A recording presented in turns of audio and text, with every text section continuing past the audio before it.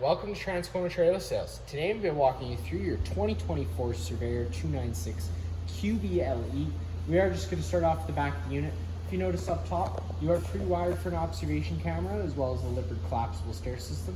If you'd like to get set up with either of those, you can contact your parts department. They'd be more than happy to help you out. Also at the back, you got your spare tire, and then you do have a 2-inch receiver out here at the back. Just keeping in mind there is about a 250-pound weight capacity load for that. So realistically, you're good for a bike rack, not much more than that. And then on the other side of the bumper, coming around the driver's side, pulling that bumper tube off. It's going to be where you're going to want to store your sewer hose after your first use. We do have a brand new one located inside the front compartment, which is why there's not one in there yet. But after your first use, that's going to be typically where people store them. It's a good way to keep as much smell out of the unit as possible, and you do get access from both sides. The first compartment you get is all just storage, goes straight back. You do also get access to it through the bunk room, so keep that in mind.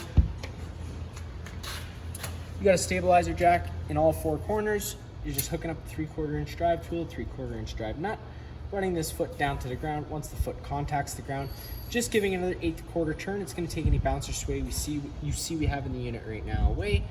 And an extra couple notes to that, they are stabilizing jacks, they're not leveling jacks. Please do not try to use them as leveling jacks, otherwise you do run the risk of bending them. And then if you're running them up and down with a drill or an impact, just keep it in mind how much torque you put on them, because they do bend pretty easily. You got your standard 50 amp twist lock connection. You're just taking note of that silver strip there. It lines up with this silver strip on this side. If you follow that cord back, you do come to your standard 50 amp plug end. Now a lot of campsites may not have 50 amp service, so we do include this 30 amp dog bone adapter. Just keep it in mind when you're going down to 30 amps of power. You can only run 1 air conditioner at a time. This unit does only have 1 air conditioner at this moment, but you are prepped for a second one. So again, just getting into contact with our parts department, they can put together a quote for you for that. But if you were to go on the second AC, you can only run both at the same time if you were on a 50 amp service. Cable satellite inlet.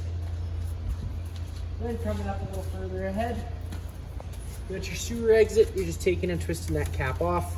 It's gonna have the same ears your sewer. This will have the same ears your sewer hose does. They just line up on the notches like so, twist and lock into place. You got your gray valve, your black valve. You always want to empty your black valve first. It's when your dirtiest water filled from your toilets.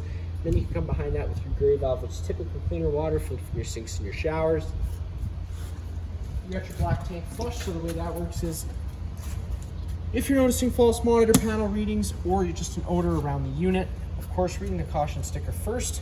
It's going to tell you that you do have to have your black tank, the hose connected and the valve open. Reason being, if you're pushing pressure inside the tank and that pressure's got nowhere to go, it could expand that tank to the point of cracking, so keep that in mind whenever you are using it. Then you got your city water connection, so if you're at a site with service, you can just thread a garden hose in there, turn it on, that pressurizes all those lines. Fresh water connection, so if your site doesn't have water or you're out boondocking, you can put a garden hose in there, turn it on. You can even siphon some water and put it in there. And that's what fills your fresh tank. And then your drain for that is just right down below here is this little white valve. Hot water service port, opening up that guy, being things you need to worry about. On power switch here, it turns on power to the thermostat inside. Then you got your pressure relief valve. So this isn't like your standard traditional water heater. If you've had a camper before and did the winterizing yourself, you'd know that tanks water heaters had a bypass valves behind them because you didn't want antifreeze entering the system.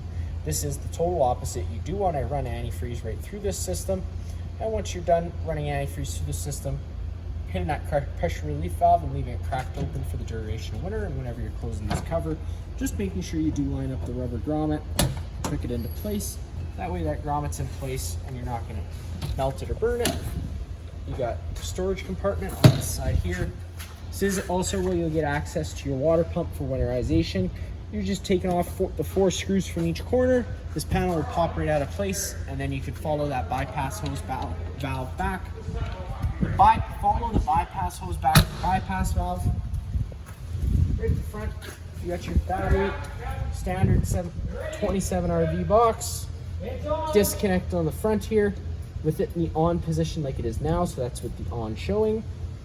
Batteries are connected to the unit. If you turn it to the off position, the batteries would become disconnected from the unit, and as an added measure, it does also disable the 12-volt system. Underneath this cover, most of the time you get what you need done just by loosening off these tabs, flipping this cover back, and you can get access to the top of the tanks, but for the purpose of the video, I'll just slide it right out of place. Right at the front, you got your selector valve on your regulator. With it pointed to this tank, you're obviously drawing off this tank. If this tank were to go dry, just closing it off, flipping that over to the other side, and you can now draw off this tank while this tank is getting filled up. And like any standard barbecue, just counterclockwise all the way to open up the flow of propane to the unit. Tongue jack up front, manual override underneath that cap. Opening up this compartment, you got your standard RV starter kit, 10-foot sewer hose, 15-foot water hose, some other miscellaneous goodies, as well as that 15-amp park adapter. And then you got a couple different bars in here. This one's going to be the 3/4 inch one for your stabilizer jacks. The small one is going to be for manual override on your tongue jacks. This big one, this is going to be the manual override for your slide out. You're just sticking it through this hole here, lining it up with the notch, lock it into place, and then you can manually run that slide. Just keep in mind there is a lot of tension that's going to be on there, so just be nice and easy while doing it. Surveyor does also include the drill attachment for the stabilizer jacks. Again, just keeping in mind how much torque you put on them. You don't want to bend them. And there is a motion sensing light up front here. Whenever you're on the number 1 option, it's on full time. If you put it onto the number 2 option, it becomes motion sensing. It will only kick in whenever it senses motion. Right down below the floor here, you're going to notice you got 2 low point drains. So if you don't want water going stale or stagnant because you're leaving the unit for a while, cracking these guys open, the purpose of it is to try and drain as much water out of the lines as possible. It also helps if you're not using the unit for a while, not water going stale or stagnant. And then once you're done winterizing, it's always a good idea to crack those guys open and allow as much antifreeze out as possible. Furnace exhaust, whenever your furnace is running, it'll be blowing out hot air, so just be mindful of that. This flap here, whenever you get to your campsite, flapping that open. That way you can evacuate those fumes, and once you are traveling, snapping that back into place into its desired slots. And that's just going to stop any excess dust from getting inside the unit. Now the front is your private bedroom entryway door. This is the entryway door we're entering into today. They both work the same way. At the back, you got your little kitchenette area. Flip that guy open. 110 mini fridge. Whenever you're plugged into shore power, this guy will turn on, so keep that in mind. Sliding this guy out from here, you got your little griddle. Slide over this guy. It's a little plate, little holding plate, and on the left is going to be for your bucket, so you can do dishes. Taking this, lining it up this end like so, twisting and locking into place. You have sprayable cold water as your hose end. This is just a standard thread for a garden hose, so you can put anything on there that has that thread. Then on the top, you'd be throwing your griddle on, of course, if you were using it. And to get that to operate, you're taking your little hose, run it down. This works like any standard airline, pulling back on the collar. I like to assist the regulator as I push it into place, that way you're not putting any excess strain on anything. Once that's locked in, it's good to go. You run down to this side here. This is where you have the quick access, so this is plumbed straight into the front tanks there. Pulling the dust cap off, always making sure you do use the dust caps whenever you're not using them. Again, pull back like any standard airlines, clicks and locks into place. Then open up your flow of propane as an added safety measure. You can't operate that valve with the flow of propane open, so you have to close the valve, pull back on the collar, and it would allow you to re-disconnect everything. Disconnecting everything is just the exact opposite. I'm not going to do it on video just because. To get inside, taking that assist handle, pushing it up, holding it 90 degrees, it is going to lock into place. That'll allow you to open up your door. You're going to open up the door all the way to get your stairs down, pulling on the lever for the stairs. The stairs are going to start making their way towards you. On either side, you have adjustable feet, so you can have nice and level stairs for the campsite. Once you do take a step on inside, first thing you notice off on the left is that fire extinguisher. Just like home, pull the pin and shoot. And then around by the entertainment center, you got all your switches for your lights and everything. Awning LED light switch, porch light turns on the orange light outside. Interior lights turns on the main interior living space lights. And then you got your mood lighting, which turns on some backlights behind the slide out. Go over the awning operation first. Push and hold that extend button. The awning's going to start making its way out. Once it's at its full extension, you're going to see the back of the metal tube and the little flap hang down. Unfortunately, today we aren't going to get it all the way out just because we're a little pressed for space. Sometimes the flap can get stuck, so you just have to retract it and pull it back in. That's all we're going to be able to put it out today, but you get the idea. You got your tilt control here, so if it were to start raining, you're just pulling down on that arm. It's going to change the pitch of the awning head, allowing water to now run off. Now, if you like that angle better, because it does allow for more shade, you can do the same thing with the front arm, just making sure you do pull them both back to straight before you bring the awning in. That way you don't run the risk of bending anything. And whenever you have your awning out, always keep an eye on wind speeds. Once you get to about 5 km/h winds, you don't want to bring that awning in, as you don't want to run the risk of bending your fabric. Ripping your fabric or bending your arms. Retracting it is as simple as holding that button. It's going to start rolling its way in. Once the arms contact the side of the trailer, the motors will automatically cut out. Now, if you were to roll that awning in because A, either is getting too windy, or B, is raining too hard, if the awning's wet when you roll it up, make sure at your next earliest convenience you roll it back out to allow it time to dry off. That way you don't accelerate the growth of mold or mildew. Slide out control is next. Before we operate the slide out, though, I do just want to say that before you ever operate your slide out, you always want to know what's on either side of the slide, inside and out. The reason I say inside is sometimes things do tend to shift during travel. So sometimes I know we can't check behind the whole slide. Try and check behind what you can, and always being visual when you are putting it out to make sure you're noticing any sort of binds or anything. You don't want to keep going because you're going to cause damage. But it's as simple as pushing and holding that out button. The slide out's going to start making its way out. Once the slide out's at its full extension, you're going to hear the motors wind up and click.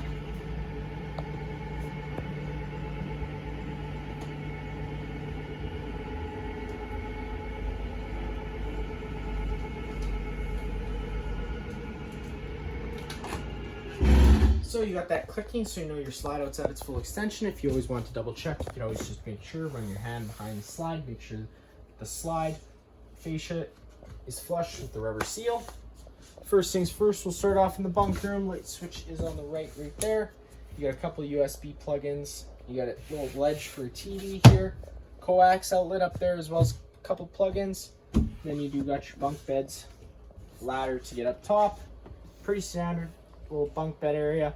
Just keeping in mind of this door here, and that goes for the rest of the doors in the unit.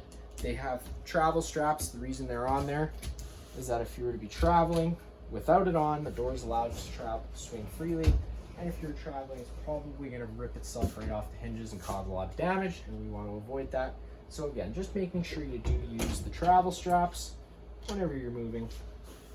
Pantry right at the entrance. Again, you do have another motion sensing light. Setting 2 is going to be motion sensing. Setting 1 will be on full time.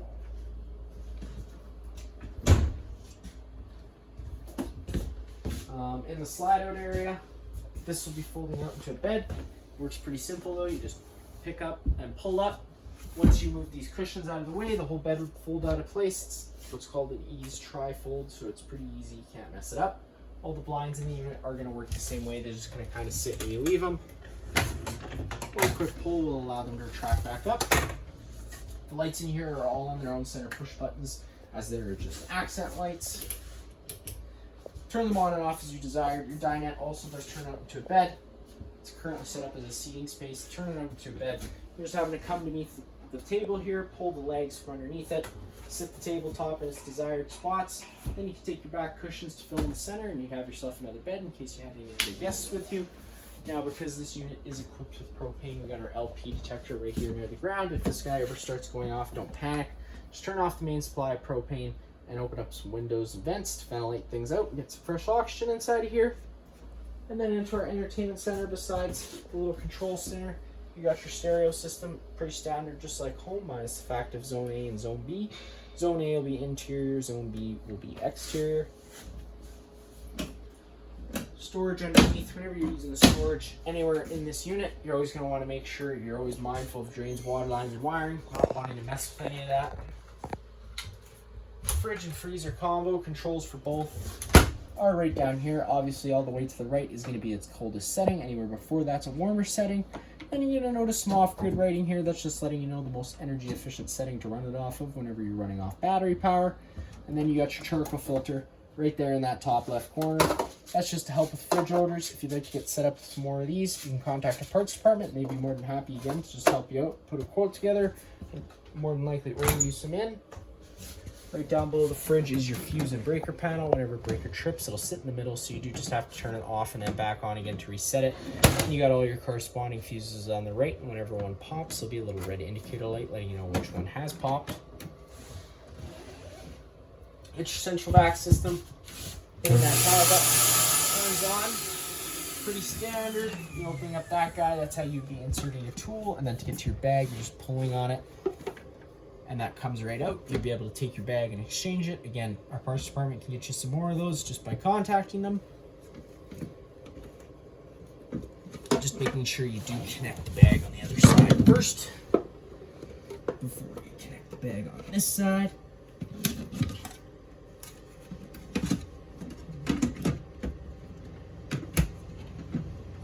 And they have what's called a dust pan. Lifting that up, it's going to suck everything inside of it. Just keeping in mind it's mainly for dirt, gravel, or sand. Not going to want to stick anything sharp or too big inside of there, as it does go into that bag, so just keep that in mind. You got your oven and stove. Pretty standard. They do run off propane. I'm going to go over a few notes before we start trying to light it. So because this is a propane system, once you turn the propane system off, it allows air into the system, and once air makes its way into the system, it does have to be purged out. Best, easiest way to do that is by using your stove. It's just the quickest, easiest way, because if you went to go fire up your water heater or your furnace, they only try lighting themselves a few times before they're going to throw a fault code, and if you don't know what the fault code means, it'll throw a little wrench into your weekend, maybe some frustration. We try to keep that at a minimum. So the quickest, easiest way is to do it through your stove. So to get to light, just pushing in on the knob, turning it over to the high option, hitting that igniter. Of course, it lit right up because I did have the system running earlier, so there was no air in the system. Sometimes it can take a few minutes, so just be patient with it. And of course, if you're running that gas valve on, always making sure to be hitting that igniter every few seconds, as you don't want to build up with gas, because there's a chance once it does light, you could lose some eyebrows and eyelashes, and we try to avoid that. Get the oven to light, it's the exact same thing. Just making sure that you turn it over to the pilot option, push and hold it in, hitting the igniter, you're going to see the pilot lights right on up. I'm going to say for the pilot, it takes even longer to light just because the gas orifice is so small. So again, a few minutes, just being patient and always making sure you're hitting that igniter every few seconds.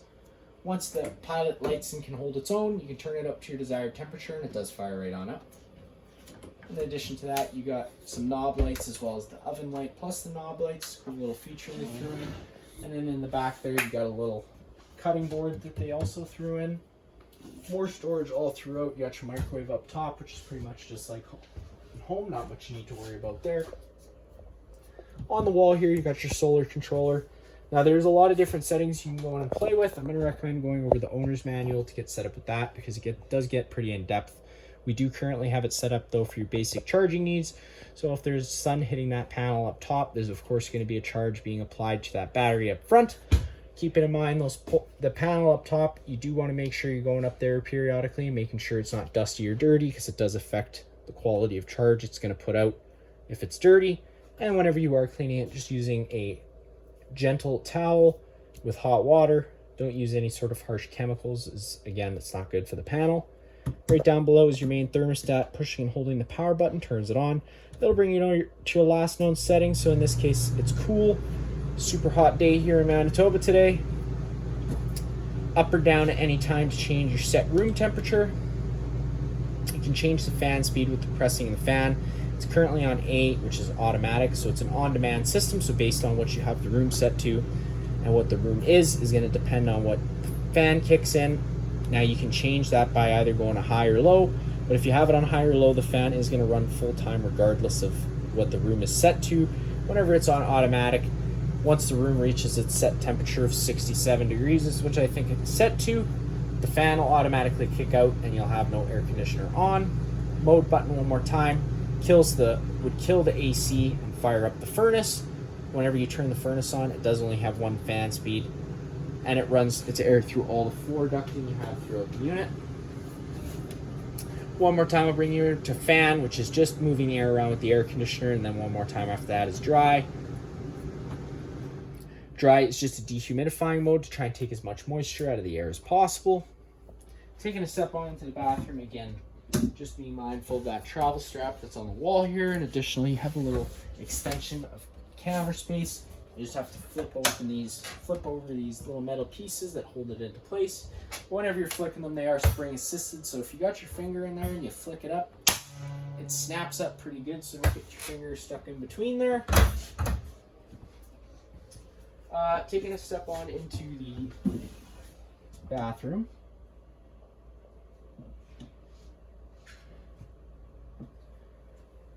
Light switch is on the left. The other switch turns on the fan and the vent lid. And since we're here, open that up. Righty tighty, opens that up. Now you're gonna notice you open up straight into the atmosphere, so if it were to start raining, it's gonna get wet inside of here. It'd be a great addition if you went with a max air cover. Essentially it's a cover that goes over top of this fan.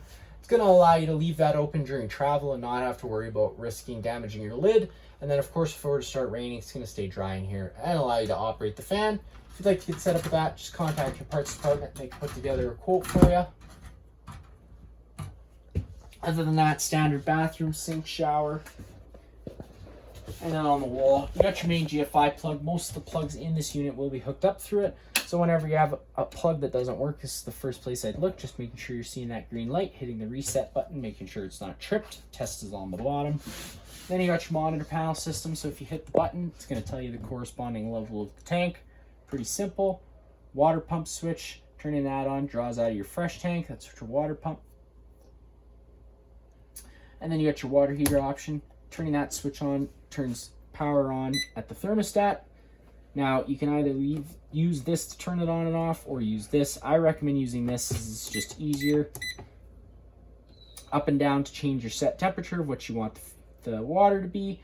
And then you got Celsius and Fahrenheit with the press of a button. And in addition to that, you got your heated holding tank system.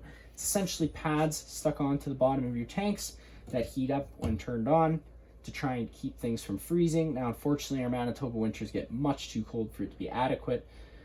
So realistically, if you're camping below -0, you do run the risk of things freezing. So keep that in mind if you decide to do that. Now, last but not least, bedroom, fire exit. Pretty simple. Pull that red tab, the screen's gonna pop right out of the way. Then you can take your handle, fold it up, push it out, and hop on out of the unit.